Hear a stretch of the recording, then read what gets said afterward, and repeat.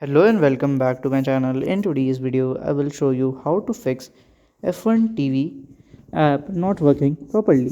So let's get started. So here we can see F1 TV app. So if it's not working, you have to uh, just open the app. Okay. So if it closes, and then you have to clear the data. So the first step is to hold it here. Then you have to click on this I button. Okay, and then you have to scroll down and just go to the storage and clear the data. Okay, then delete it. So then you have to open it again. If it's work, fine. If it's not work for you, then you have to check for an update. Okay, so it's very easy for checking for an update.